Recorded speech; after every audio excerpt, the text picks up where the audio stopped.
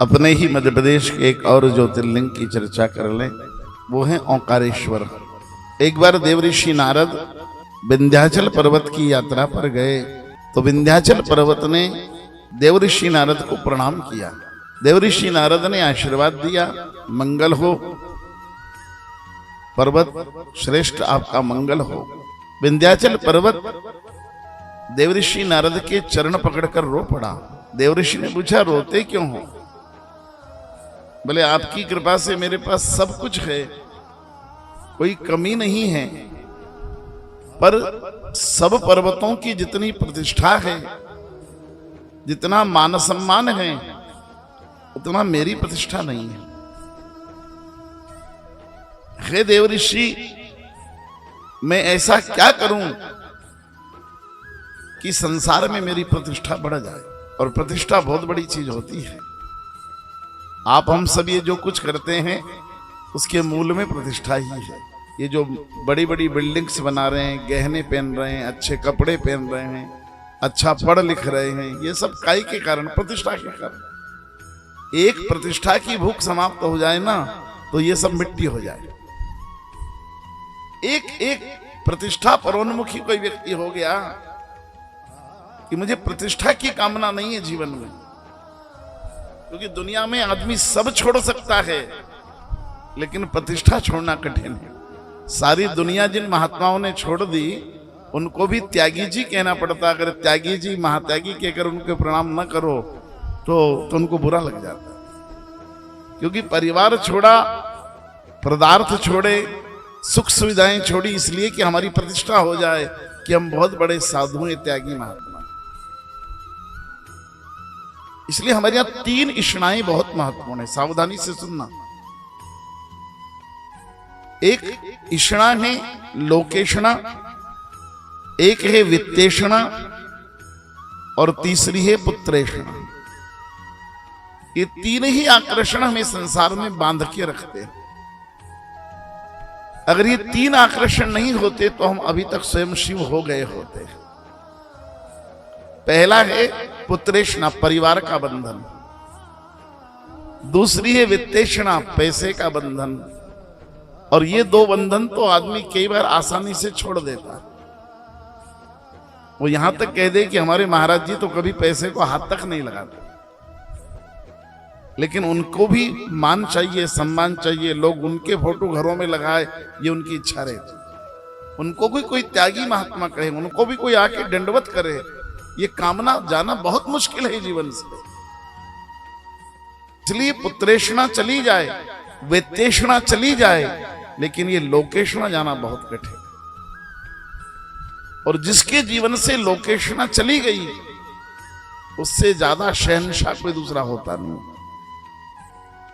और ये जो लोकेषणा का एक सबसे बड़ा कांटा शायद आपके पांव में भी लगा कि नहीं लगा मुझे नहीं मालूम, लेकिन बाकी कांटे तो पांव में लगते हैं। ये दिमाग में लगा हुआ कांटा है कि वित्तेषणा ये लोकेषणा इतनी सताती है कि लोग क्या कहेंगे, लोग क्या कहेंगे। लोग हम सारा काम जिंदगी में यही देख के करते हैं, लोग क्या कहेंगे।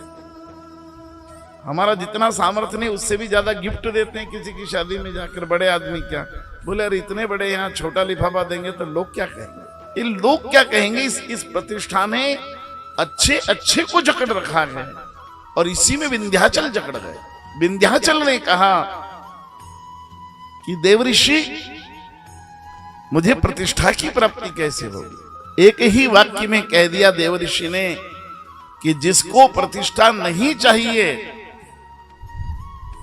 वो अपने पास की प्रतिष्ठा तुम्हें दे सकता है। जिसको स्वयं चाहिए वो थोड़ी देगा, लेकिन जिसको नहीं चाहिए वो दे देता है। बोले कौन? बोले भगवान शंकर को चाहिए ही नहीं प्रतिष्ठा, इसलिए प्रतिष्ठा का दाता केवल शिव है। देखिए, मुझसे कोई कहे कि पंडित जी ये नेपकिन दे दो आप, अब मेरी जरूरत है अभी भाई, तो मैं नहीं दे सकता कि नहीं अभी मुझे चाहिए 2 घंटे, ये मैं नहीं दे सकता। नहीं चाहिए तो मैं 1 मिनट में दे दूंगा। इसलिए भगवान शिव को कोई प्रतिष्ठा की भूख ही नहीं है। जो दिगंबर होकर शमशान में बैठा हो उसे क्या प्रतिष्ठा की भूख। इसलिए क्या शिव ही प्रतिष्ठा दे सकते हैं।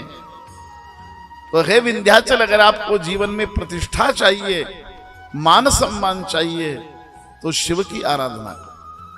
शिव प्रतिष्ठा का दाता है।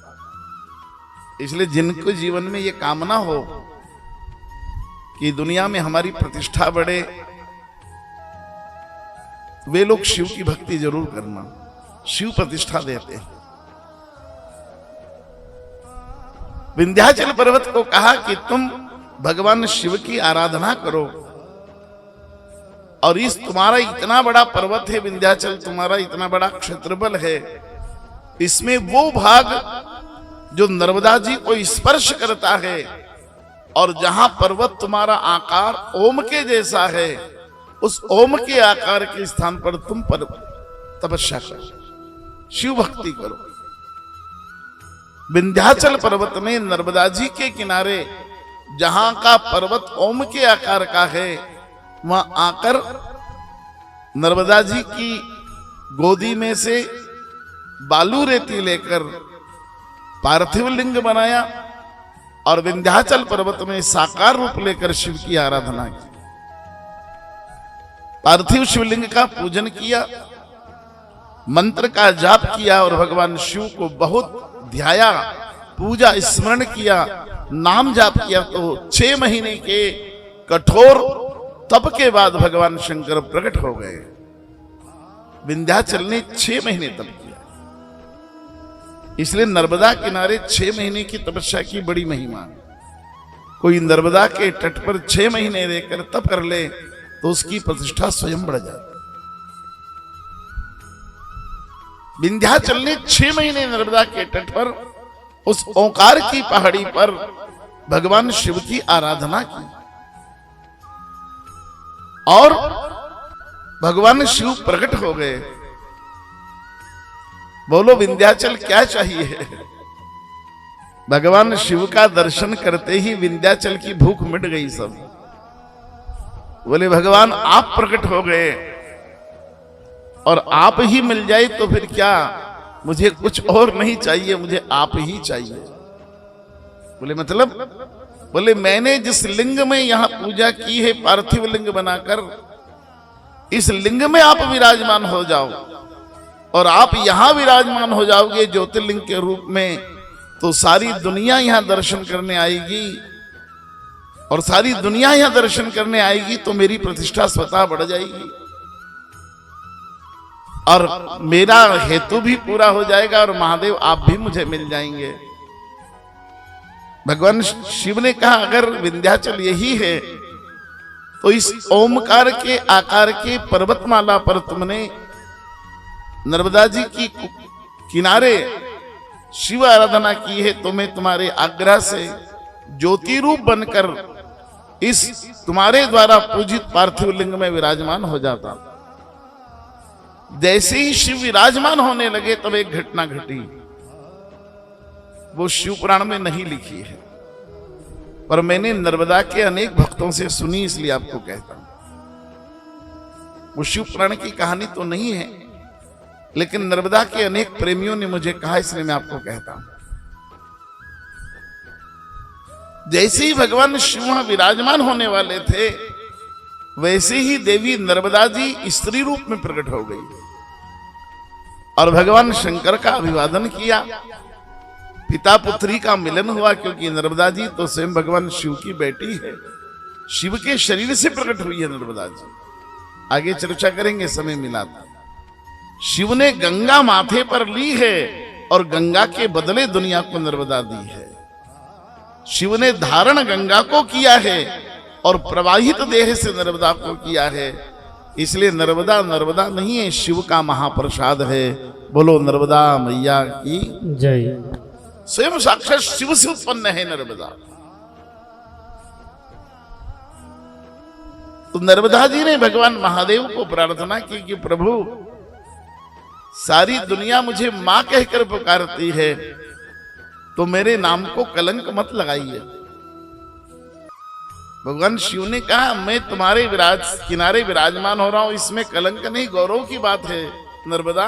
बोले हाँ गौरव तो है पर आप बैठ जाओगे तो एक कलंक लग जाएगा मुझको। बोले क्या? बोले मां की ममता कभी बच्चों में भेद नहीं करती है।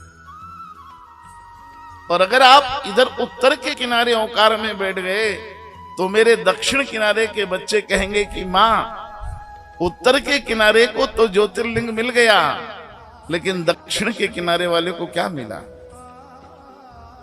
क्योंकि जब लोग इधर आएंगे दर्शन करने तो आ जाएंगे, पर कभी नदी में बाढ़ हुई, अधिक पानी हुआ, उस समय कैसे आएंगे दर्शन करने? तो यह महादेव, मां दो किनारों के साथ भेद नहीं कर सकती। तो आपको प्रार्थना है कि शिव यहां दो रूपों में आप विराजमान हो जाएं। एक ज्योतिर्लिंग उत्तर के किनारे पर विराजमान हो जाए, एक ज्योतिर्लिंग दक्षिण के किनारे पर विराजमान हो जाए। क्योंकि नर्मदा जी बहती है पूर्व से पश्चिम की ओर, तो पूर्व से पश्चिम की ओर बहती, तो दो ही किनारे हैं, उत्तर का और दक्षिण का। तो उत्तर के किनारे पर तो आप बैठ ही रहे, मेरा दक्षिण का किनारा कहीं खाली ना रह जाए। भगवान शंकर ने कहा, नर्मदा चिंता मत करो, तुम्हारी मां का जो प्रेम है, मां के रूप में तुम अपने पुत्रों को जो प्रेम करती हो, तटवासियों को, इस अमल निर्मल प्रेम के कारण, इस सात्विक प्रेम के कारण ही मेरा इधर नाम ओंकारेश्वर होगा, लेकिन तुम्हारी ममतामयी निर्मल मन के कारण उधर का नाम मेरा ममलेश्वर होगा। हे नर्मदा, तुम उधर लिंग बनाओ, मैं उसमें विराजमान हो जाता हूं। उत्तर के तट पर स्वयं नर्मदा जी ने लिंग बनाया और भगवान इधर विंध्याचल के लिंग में ओंकारेश्वर के रूप में विराजमान हो गए। उधर नर्मदा मैया ने जो बनाया था, उधर ममलेश्वर के रूप में विराजमान हो गए।